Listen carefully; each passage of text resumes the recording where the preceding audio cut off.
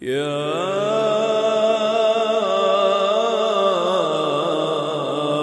ایھا الناس اتقوا ربکم۔ دیکھتے رہیے دارالوحی انسٹیٹیوٹ۔ السلام علیکم ورحمۃ اللہ وبرکاتہ۔ ناظرین، آپ دیکھ رہے ہیں دارالوحی انسٹیٹیوٹ۔ میں ہوں محمد، ہمارے ساتھ قاری خبیب محمدی صاحب موجود ہیں۔ آج ہم کرسب سے پوچھیں گے، کرسب ہمیں یہ بتائیں کیا مرزائیوں سے رشتہ داری کرنا جائز ہے؟ جی وعلیکم السلام ورحمۃ اللہ وبرکاتہ۔ الحمدللہ والصلاۃ والسلام علی رسول اللہ، اما بعد فاعوذ باللہ من الشیطان الرجیم، بسم اللہ الرحمن الرحیم۔ وما محمد الا رسول۔ محمد عویس صاحب، آپ نے جو سوال کیا ہے کہ رشتہ داری مرزائیوں سے کرنا، پہلی تو بات یہ ہے کہ وہ ہمارے پیغمبر محمد صلی اللہ علیہ وسلم کو آخری الزمان نبی محمد نہیں مانتے۔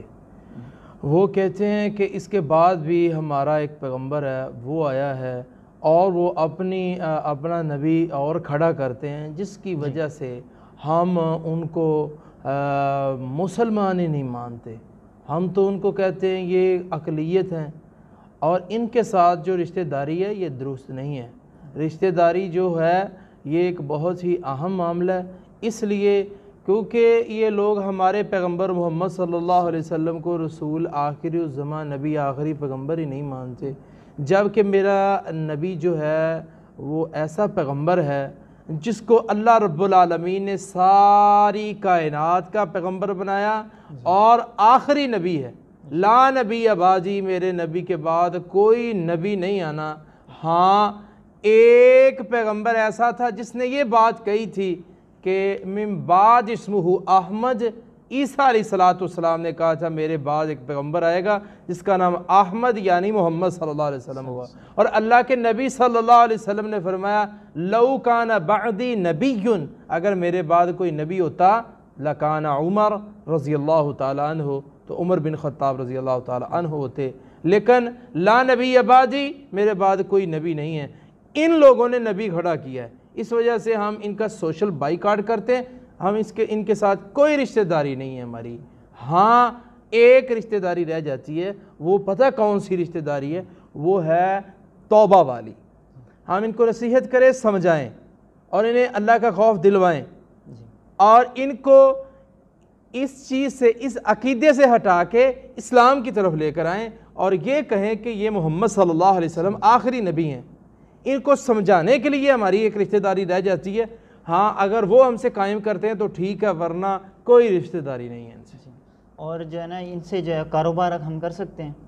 ویسا اصل تو بات یہ ہے کہ کاروبار جو ہے جی، وہ ہم کسی صورت میں ان کے ساتھ نہیں کر سکتے۔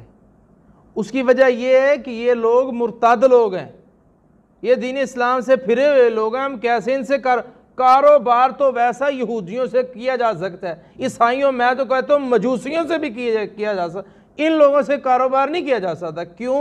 اس لیے یہ لوگ مرتد ہیں، اور جو لوگ مرتد ہوتے ہیں وہ زندہ رہنے کے لائق نہیں ہوتے۔ آپ کاروبار کی بات کرتے، من بدل دینہ فاقتلوہ، جس نے اپنا دین بدل دیا اس کو قتل کر دو۔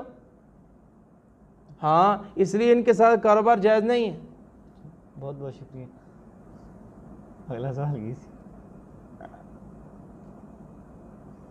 اگلا سوال ایسی بھی شیخ محترم، ان کے ساتھ کاروبار نہ کرنے کی وجہ کیا؟ جی شیخ محترم، ہمیں یہ بتائیں کہ ان سے کاروبار نہ کرنے کی وجہ کیا ہے؟ جی، ان کے ساتھ جو کاروبار نہ کرنے کی وجہ جو ہے ویسا وہی ہے جو میں نے بات پہلے دہرا دی ہے۔ وہ بات یہی ہے کہ یہ لوگ تو مرتد ہیں، دین اسلام سے تو فارغ ہیں، اور دین اسلام سے فارغ جو گروہ ہوتا ہے، کہ میں تو کہتا ہوں یہودیوں سے کاروبار ہو سکتا ہے، عیسائیوں سے کاروبار ہو سکتا ہے، مجوسیوں سے ہو سکتا ہے، ان لوگوں کے ساتھ کاروبار نہیں ہو سکتا۔ اس کی وجہ یہ ہے کہ ان لوگوں نے اپنا دین ہی بدل دیا، نیا نبی کھڑا کر دیا۔ ہاں، اور نبی صلی اللہ علیہ وسلم نے فرمایا جس بندے نے اپنا دین بدل دیا اسے قتل کر دو، اور قتل ہم نے نہیں کرنا۔ یہ بات بڑی غور سے سمجھنے والی ہے۔ یہ قتل ہم نے نہیں کرنا، یہ گورنمنٹ کا کام ہے۔ اور گورنمنٹ پر وبال ہے، یہ گورنمنٹ کے معاملات ہیں۔ ہمارا کام یہ ہے، ہم ان کے ساتھ کوئی کاروبار نہیں، کوئی رشتہ داری نہیں۔ ہم جو رشتہ داری ہیں مسلمانوں سے کریں گے، اور ان لوگوں کے سے کریں گے جو دین اسلام میں ہیں، اور کاروبار ان سے کریں گے جو یہودی ہو سکتا ہے، عیسائی ہو سکتا ہے، مجوسی ہو سکتا ہے، مسلمان غیر مسلم، لیکن مرتدوں سے ہم کاروبار نہیں کر سکتے جو اپنا نبی کھڑا کرتے ہیں۔ بہت بہت شکریہ جی۔ ناظرین اگلے پروگرام میں اگلے سوال کے ساتھ پھر حاضر ہوں گے، تب تک کے لیے ہمیں اجازت دیجیے، اللہ حافظ۔